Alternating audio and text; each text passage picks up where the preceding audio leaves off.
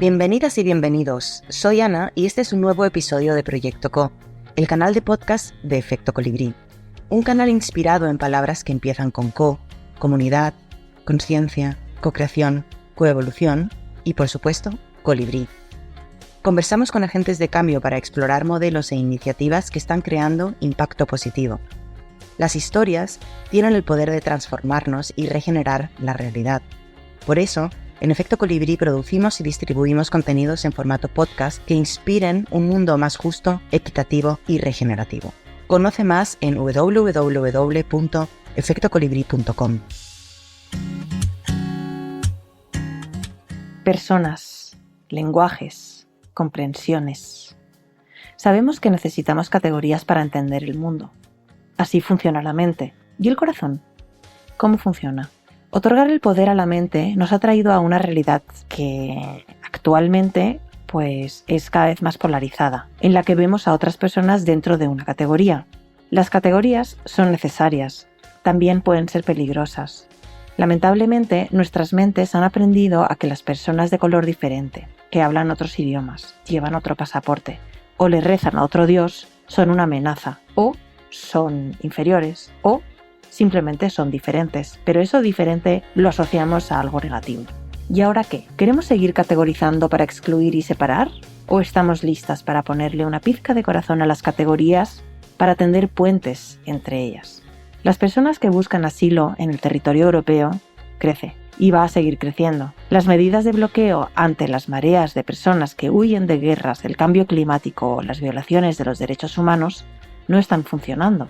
Esto es un ejemplo de que le hemos puesto mucha mente y mucha separación entre categoría y categoría. Hoy tengo el placer de aprender junto a Yolanda Basas Jimeno, abogada consultora en el European Union Agency for Asylum y presidenta de No One is Illegal, que se traduce como Nadie es ilegal, desde donde apoyan un asesoramiento jurídico y representan legalmente a las personas solicitantes de asilo, refugiadas, apátridas, inmigrantes en riesgo de exclusión social. Querida Yolanda, bienvenida a Proyecto Co. Muchísimas gracias por la invitación. Al contrario, os agradezco a vosotros.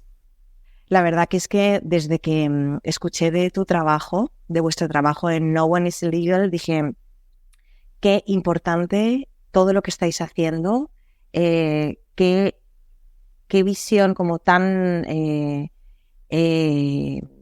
holística, ¿no? De alguna manera, de ver cómo funciona el sistema y cuáles son estas falacias que tiene el sistema desde un punto tan estructural, ¿no? Porque al final la parte legal es tan estructural y tan importante, tiene tantas consecuencias sobre las vidas de las personas. Y me gustaría empezar entendiendo un poco cómo llegas a donde estás ahora. ¿Cómo llego? A ver, el camino ha sido largo y se inició sobre todo a finales del 2015, en que cuando se estaba hablando de la mal denominada crisis de refugiados y veíamos todas esas imágenes en los periódicos, en las televisiones de miles de personas caminando, avanzando juntas, cruzando fronteras y que llegaban a las islas griegas, incluso también, aparte de las islas griegas, también cruzando por los Balcanes, pues hubieron muchas imágenes a mí que, como todos, me imagino, me impactaron muchísimo, pero me acordaré siempre de toda mi vida que estaba en casa un domingo y a través de la lectura de un periódico me quedé fue como la gota que llenó el vaso y me dije, esto no entiendo y surgió algo realmente muy dentro de mí que dije, yo necesito caminar al lado de estas personas, hablar con estas personas y entender qué es lo que está sucediendo, porque es que no entiendo esto. Y la única manera no es ni la televisión ni los periódicos, yo tengo que andar con ellos. Y de la noche a la mañana, esa misma semana, pues lo hablé con mi familia, con mi marido, con mi hija, con mis padres y me compré esa misma semana un billete de avión para Lesbos. contacté con una organización de voluntarios de allí porque dije, es que yo tengo que ver lo que está sucediendo, verlo yo misma. Es que me sentía podría decir que estaba como somatizando todas estas noticias, incluso me puse hasta un poco enferma, ¿no? Y dije, pero ¿por qué me está ocurriendo esto, no? Y así lo hice, me informé durante varios días antes de irme, contacté con otros voluntarios que estaban en el terreno y dije, bueno, pues no sé lo que me voy a encontrar. Y sí, me compré mi billete de avión, me cogí mi mochila y me fui. Y lo que al principio era mi destino en Lesbos coincidió que en ese momento pues la Unión Europea firmó el tratado con Turquía, no permitiendo pues la salida de esas personas desde las islas griegas, especialmente pues de Chios, Lesbos, etcétera. Mi viaje se quedó en Pireos, en el puerto de Pireos, al lado de Atenas, que yo jamás había oído hablar de Pireos. Ese día llegué pues un día por la tarde, un día lluvioso, bueno, y al día siguiente pues a las 7 de la mañana estaba pues en el campo, uno de los campos de refugiados informales más grandes que existían en esos momentos en Europa, que era pues el puerto de Pireos. Y ahí fue, bueno, un shock emocional, físico y de lo que quieras que al principio no integras en absoluto, o sea, estás en estado de shock por todo lo que ves, hueles, sientes en todos los sentidos. Y allí estuve pues prácticamente 2 semanas trabajando muchísimo y de allí esta experiencia me cambió, se puede decir que me cambió la vida. Fue un billete realmente de avión que me cambió la vida porque a partir de allí pues se iniciaron 2 años seguidos durante todo el 2016, todo el 2017 y parte al principio del 2018, en que estuve viajando en diferentes campos de personas desplazadas y refugiadas, un año entero en Grecia y luego siguieron los Balcanes en Serbia con frontera con Croacia y mi último viaje fue en un campo de personas desplazadas en Italia, en medio de Roma. O sea que puede parecer sorprendente, pero estaba en Roma, al lado de la estación de Tiburtina, y ya llevaba 2 años tan fuertes y de experiencias, ¿no? O sea, emocionales que mi cuerpo y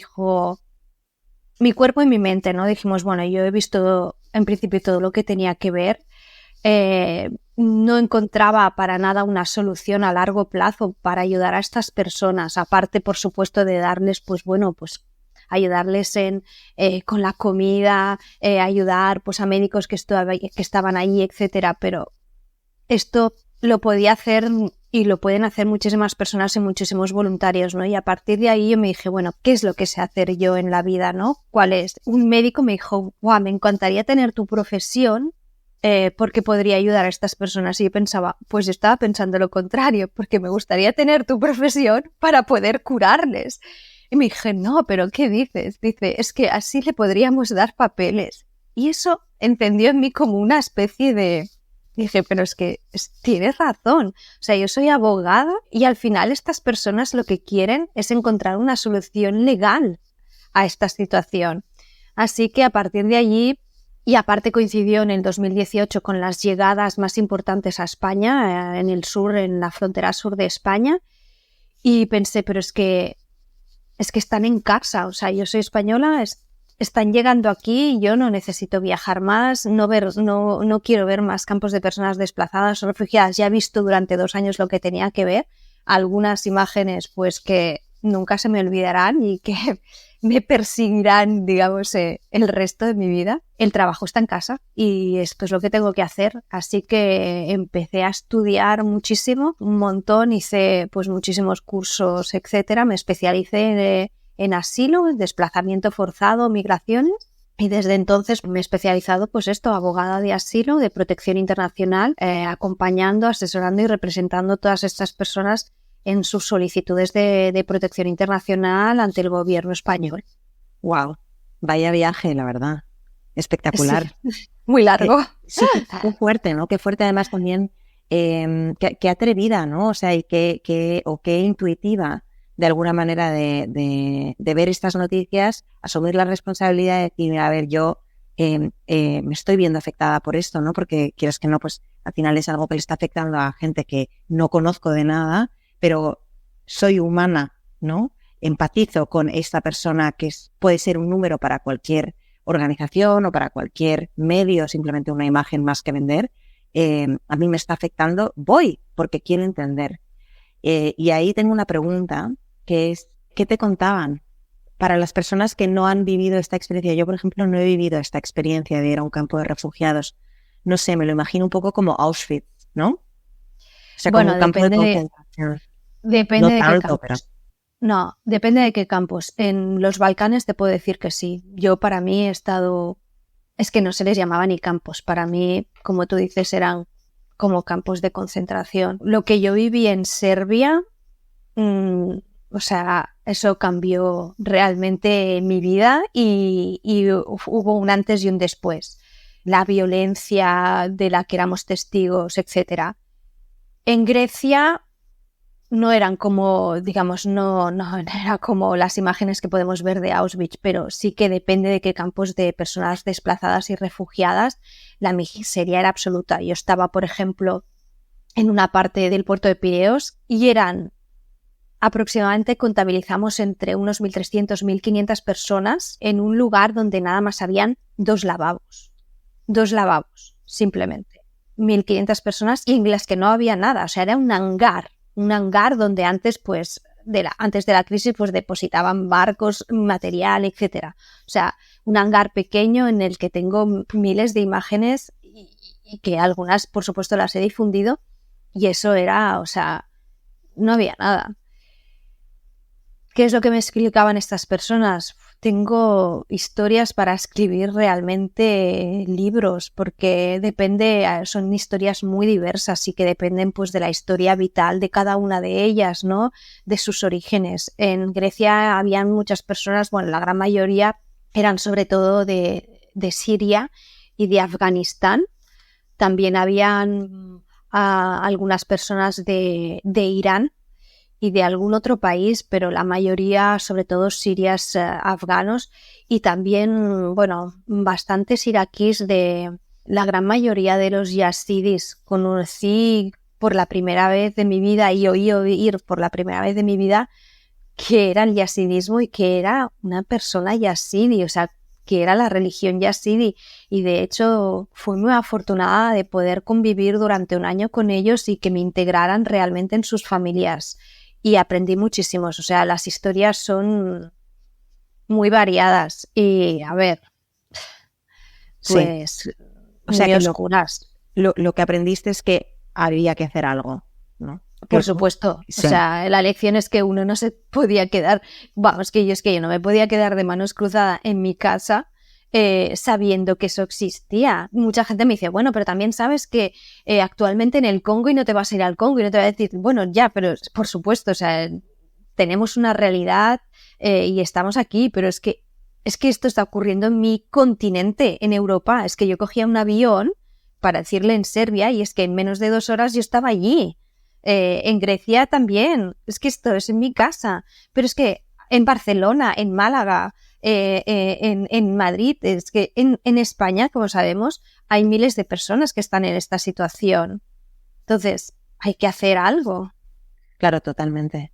Y ahora cuéntanos de tu travesía, o sea, tu nueva vida empezó en el 2000, ¿cuándo has dicho? 2000? 2016, principios del 2016. Principios del 2016. Y desde los principios del 2016 hasta el 24, ¿cómo ha evolucionado la situación? ¿Qué has visto? A ver, la evolución, pues cada vez peor, desafortunadamente. O sea, desde un punto de vista ya jurídico, que es mi materia, pues peor. O sea, cada vez constato más, o sea, diariamente vulneraciones de derechos humanos. Las políticas migratorias europeas cada vez van más, la tendencia es más a fortalecer las fronteras y a facilitar el retorno de las personas que a protegerlas. Cada vez vemos pues que los desplazamientos forzados en el mundo aumentan vertiginosamente. En España las solicitudes de asilo, yo tengo unas cifras que cuando te las digas y cuando los oyentes pues puedan escucharlo es que van a alucinar porque, o sea, para deciros que en España, en tan solo 11 años, se ha pasado de 2.588 solicitudes de asilo en el 2012, es decir, no alcanzaban ni las 3.000, a que en el 2023 se alcanzó a 163.220 solicitudes. O sea, hemos pasado de ni siquiera 3.000 a más de 163.000. O sea, esto es un aumento en tan solo 11 años de 6.300%. O sea, no sé si nos damos cuenta de lo que está sucediendo, pero es que ya no solamente a nivel de España, que España se puede explicar porque es uno de los países receptores junto con Italia y Grecia por su situación geográfica, pero es que las cifras publicadas por ACNUR del desplazamiento forzado este mes de junio de 2024 es que las personas desplazadas a la fuerza en el mundo superan los 117 millones de personas. Quiere decir que estamos hablando de unas cifras en que cada vez, pues, estas cifras se pueden traducir en violaciones de derechos humanos, porque si las de personas se desplazan forzosamente, no es porque están bien en sus casas.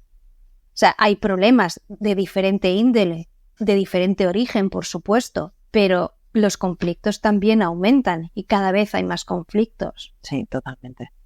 Al final, son violaciones de derechos humanos. La gente se está yendo porque tiene que irse y nadie los acoge, entonces siguen enfrentándose a violaciones de derechos humanos por las propias entidades legales, ¿no? Por los propios gobiernos. Digamos que sí que hay gobiernos y estamos en gobiernos y en Europa se están acogiendo personas, pero no todas las que deberíamos. El tema realmente es muy complejo, ¿no? Pero estas personas sufren como una doble violación de derechos humanos, ¿no? Una primera en sus países de origen, yo diría incluso 3 violaciones de derechos humanos, o en 3 etapas, ¿no? O sea, la primera que se inicia en su país de origen, sea por conflictos bélicos, sea por persecuciones de raza, de religión, de etnia, por pertenecer a un grupo determinado social, por ejemplo, si hablamos de la comunidad LGTBI+, ¿vale? O sea, aquí ya estas personas sufren esta persecución y esta violación de sus derechos.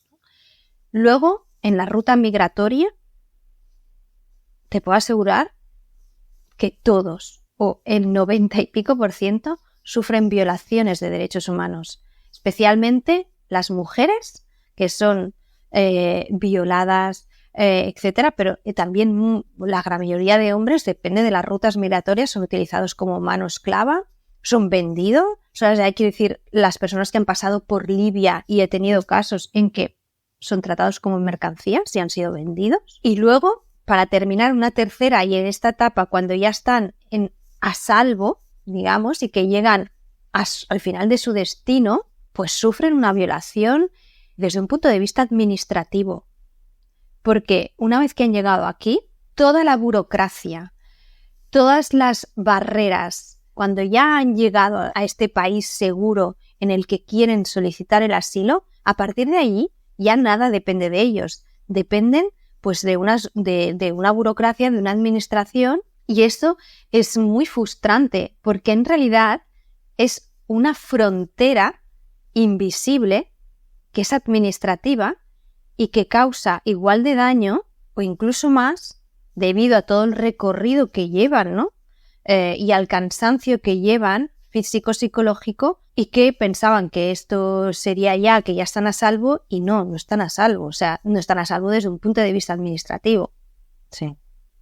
Claro, porque de estas más de 163.000 solicitudes en este año, ¿cuántas son atendidas? ¿A qué ritmo son atendidas? ¿Qué es lo que pasa con estos casos? Hay menos de la mitad son atendidas. No tengo las cifras y las tendría que verificar, pero el sistema está totalmente saturado. La Oficina de Asilo y Refugio, cuando te digo que en 11 años ha aumentado en más de 6.000% las solicitudes, por supuesto no hay el suficiente número de especialistas, el suficiente número de funcionarios, etcétera, para atender tan magnitud de demandas. Pero también me gustaría señalar que los números que llegaron cuando Rusia invadió Ucrania y llegaron miles y miles y miles de personas ucranianas a nuestro país, esa burocracia se recortó muchísimo y más de 170.000 personas consiguieron de forma express una especie de estatuto, una protección temporal de forma bastante ágil y rápida a través de un sistema, y yo lo viví por estar trabajando en esos momentos en CEAR, en la Comisión Española de Ayuda al Refugiado, en que esa manera, esa agilidad, esa ayuda tan express no existe para personas de otros orígenes. Entonces, aquí es donde cabe preguntarse por qué unos sí y por qué otros no, o por qué unos tan rápido y otros tan lento, ¿no? O sea que sí, es interesante porque realmente estás viendo en carne viva el reflejo del norte versus el sur, que se ve a nivel económico y que se ha visto desde toda la vida esta extracción, ¿no? Que no se vio con los refugiados que son del mismo continente. ¿Y esto tiene que ver con un tema de politiqueo o es un tema de que como Occidente o como norte del mundo y como países europeos no estamos dispuestos a asumir la responsabilidad y a asumir las consecuencias y decir, mira, todos estamos en el mismo barco? ¿Ahí hay algún tipo de conciencia o por qué crees que esto está ocurriendo? Bueno, para mí, por supuesto, es una cuestión de voluntad política. O sea, yo cuando vi la rapidez en que se tramitaban las solicitudes de protección de las personas de Ucrania, me alegré muchísimo por todas estas personas y pensé, wow, me siento orgullosa de ser europea. Europa ha dado una respuesta digna a todas estas personas, pero al mismo tiempo estaba lidiando con la crisis de Afganistán. No me gusta llamarle crisis, sino con las personas afganas que en el mes de agosto, que unos meses antes, pues los talibanes entraron en Kabul. Me acuerdo perfectamente, el 15 de agosto de 2021, yo estaba trabajando, y que a estas personas ahora, a día de hoy, todavía se está esperando que se les dé una protección. O sea, la población afgana está totalmente abandonada y tiene exactamente los mismos motivos que cualquier persona ucraniana para solicitar asilo. Pero, sin embargo, tienen que pasar por todos unos procedimientos en que en ocasiones es absolutamente imposible obtenerlos. Y segundo, cuando acceden a ese procedimiento, pues yo tengo familias afganas de las que me ocupo que llevan ya más de 2 años esperando que se les dicte una resolución. Y yo creo que las cosas en Afganistán, creo que desgraciadamente están muy claras de lo que está sucediendo ahí. Entonces, para mí es una cuestión, por supuesto, de voluntad política, de intereses políticos y, vamos, no me cabe la menor duda. Es que es lo mismo con lo que está sucediendo con los menores en Canarias. Es que es una cuestión de voluntad política. Sí. Cuéntanos sobre el tema de los menores. Bueno, pues ¿qué está ocurriendo con los menores? Porque claro, estamos viendo que en Canarias cada vez están llegando, pues, estamos presenciando pues unas llegadas diarias pues de cayucos, y cada vez vemos que hay más menores, ¿no? A estos menores, por el hecho de ser menores y no acompañados en absoluto, y me gustaría que constase aquí que me gustaría que nadie utilizara la mención MENA, porque ya es estigmatizar y poner una etiqueta a lo que viene a ser pues un niño o una niña, ¿no? Son menores que vienen solos y no acompañados, pero no son menas, son niños y niñas. Estos niños y niñas, por ser menores y no estar acompañados, tienen que seguir un curso diferente a los que son, digamos, adultos, y ya de por sí tienen que estar protegidos hasta que alcancen su mayoría de edad. Por supuesto, por Canarias, por ser la entrada principal, por su situación geográfica, está recibiendo a todas estas personas.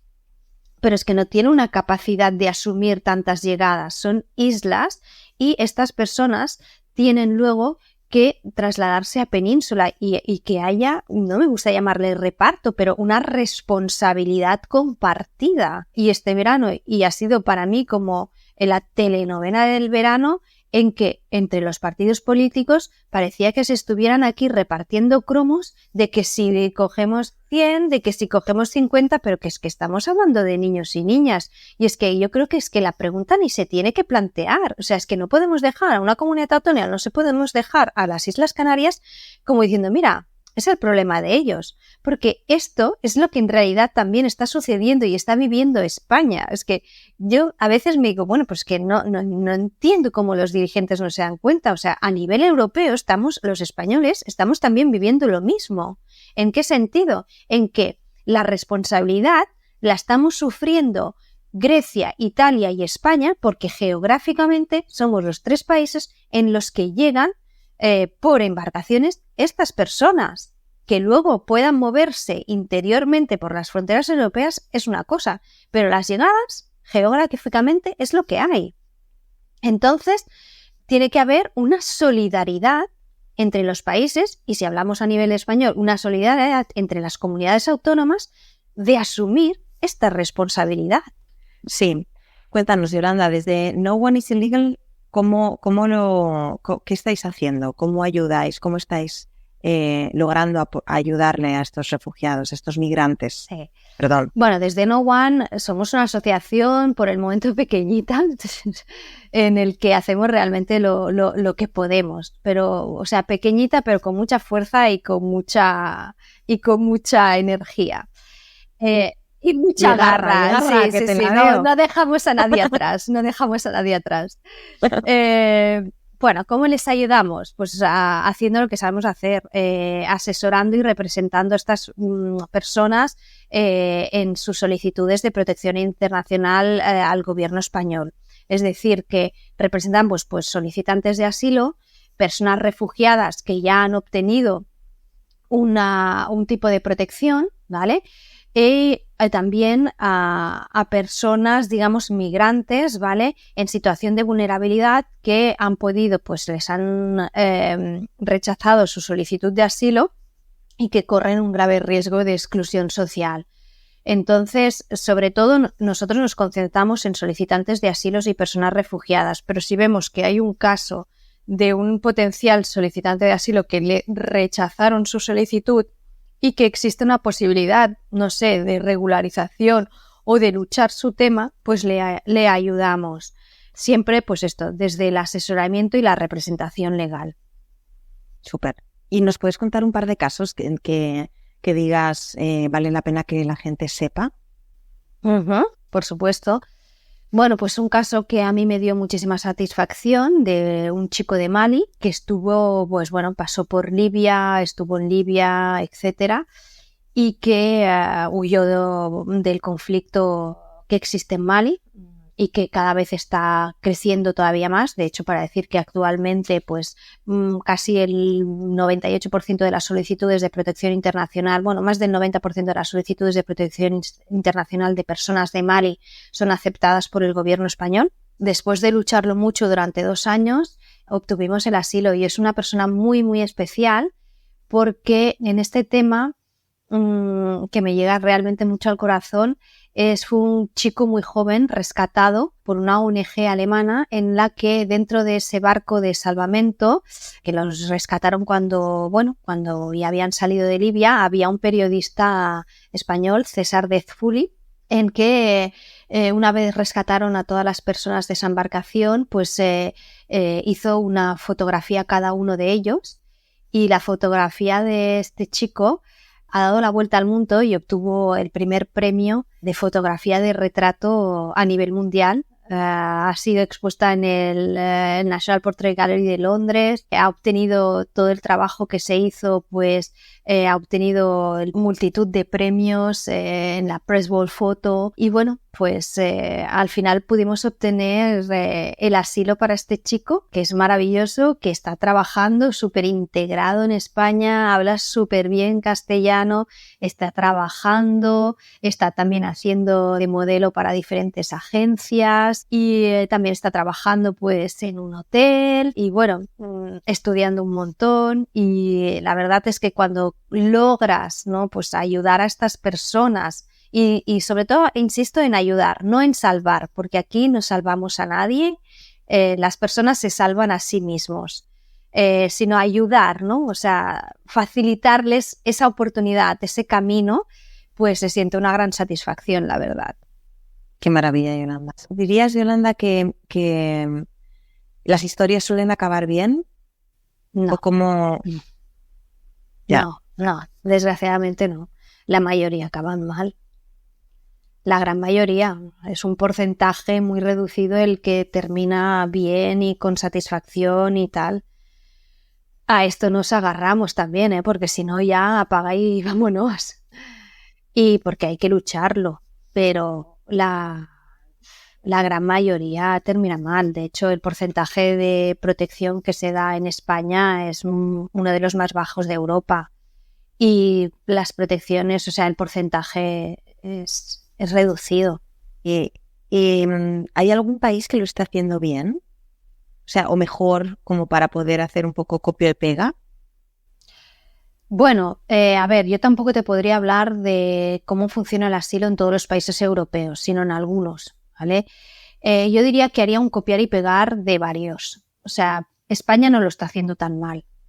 O sea, yo soy muy crítica, pero España tiene puntos muy positivos. Entonces yo haría un pupurrí, yo cogería un poquito de aquí, otro de allá y tal, y entonces crearía el sistema ideal, ¿no? Bueno, pero todavía lo ves muy lejos eso.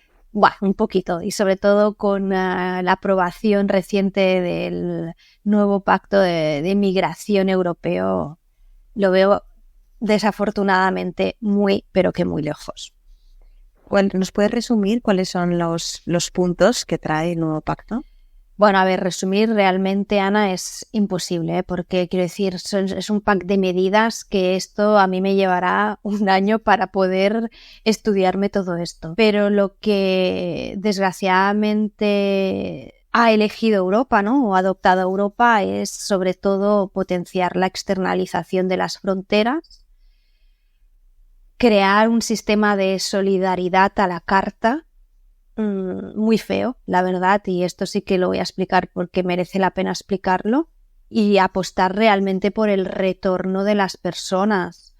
Entonces, a nivel europeo, o sea, ya fuera de lo que es el pacto, para poner estas famosas cifras, ¿no?, que a mí no me gustan, pero que es importante tenerlas, es que, por ejemplo, el presupuesto de Frontex, que es la agencia de control de fronteras europea, se ha multiplicado por 8 entre el 2012 y el 2022. Para ponerte cifras, o sea, se ha pasado de 90 millones a 754 millones de euros. Y Frontex empezó en el 2005 con un presupuesto solo, bueno, a mí ya me parece bien, ¿no?, de 6 millones. De 6 millones. Y actualmente estamos, o sea, bueno, en el 2022 estamos a 754 millones. O sea, si das tanto presupuesto es que estás apostando en blindar tus fronteras, porque al fin y al cabo se están blindando. O si no, mira lo que ha sucedido esta semana, lo que ha salido en los medios de comunicación de los controles fronterizos que ha adoptado Alemania y que van a poner, creo que recientemente, o sea, creo que la semana que viene o esta semana empiezan los controles en que van, o sea, el código Schengen como que se lo van a saltar, ¿no? O sea, o lo van a poner en stand-by, ¿no? Entonces, si vemos todas estas medidas, pues te das cuenta, es un retroceso absoluto, pues a favor de los derechos humanos, es un retroceso. Y además este dinero lo pueden utilizar para varios motivos. El ideal sería, pues, para crear estructuras y ayudar a otros países europeos que sí que acogen y crear, pues, estructuras en beneficio de las personas, pues, migrantes, ¿no? Pero es que también lo puedes pagar para crear, pues, sistemas y controles fronterizos. Entonces, a mí esta solidaridad la pongo muy en duda, la verdad. Sí. ¿Y crees que es un retroceso como para luego caer tan bajo que nos demos cuenta de que nos va por ahí y luego ya haya como un punto de inflexión? ¿O estoy siendo demasiado positiva? Pues no lo sé, Ana. O sea, yo creo que es un retroceso y que cada vez vamos a ir a peor. Que eso haga un punto de inflexión. Entonces, yo creo que las políticas europeas están yendo por un camino muy, pero que muy equivocado. Y que quizás, y lo más probable, o al menos lo que yo he podido constatar, es que estamos dirigidos por políticos y no por especialistas migratorios o por personas de terreno que saben lo que está sucediendo. Sí, da un poco de bajón, pero pero bueno, hay que seguir luchando, o sea, hay que seguir luchando. Y en este espíritu de lucha, Yolanda, o sea, yo la verdad que vuelvo otra vez, como empezaba nuestra charla, ¿no? Vuelvo a agradecerte, pues que pongas tus esfuerzos, tu energía, tu conocimiento al servicio de estas personas que realmente les hace tanta falta, ¿no? Y que estés perseverando ahí a pie del cañón. No sé si tienes algún momento, alguna idea que podamos, de cómo nosotras, bueno, yo desde Efecto Colibrí y las personas que nos están escuchando desde sus personas o sus organizaciones, podamos aportar. Bueno, lo primero ya lo estás haciendo muy bien, que es dar el altavoz a personas pues que estamos en este combate, ¿no? Que estamos pues trabajando en este terreno, o sea, que dar este altavoz es muy importante. Y una vez más, Ana, te agradezco muchísimo la oportunidad, ¿no? Porque esto llega a más voces, y si solamente pues de esta conversación sale una o dos personas en que sean más concienciadas y que puedan ayudar, luego lo que sí que diría, y es muy importante, es que las personas no se crean todo lo que escuchan en los medios y que sean más, o sea, que busquen otras vías de información, ¿no? Mucho más sólidas. Ay, muchas gracias, Yolanda, por todo lo que has compartido con nosotras. De verdad que ha sido como súper inspirador. Un chute de realidad también. Una buena mezcla de corazón y cabeza, ¿no? O sea, también por saber dónde empiezan a estar sigue habiendo muchísimas limitaciones, hay retrocesos, y la lucha es más necesaria que nunca. O sea que mil gracias por tu tiempo. No, gracias a vosotros de nuevo por el altavoz, y simplemente me gustaría añadir que a veces hay que ayudar a entidades pequeñas, porque las grandes ya tienen mucho y las entidades pequeñas que están pues esto al pie del cañón, pues es necesaria esa ayuda. Y de nuevo, gracias por el altavoz. Gracias por escuchar este episodio. Esperamos que lo hayas disfrutado tanto como nosotras y nosotros. Puedes encontrar todas las referencias del episodio en nuestra página web www.efectocolibri.com/proyectoco.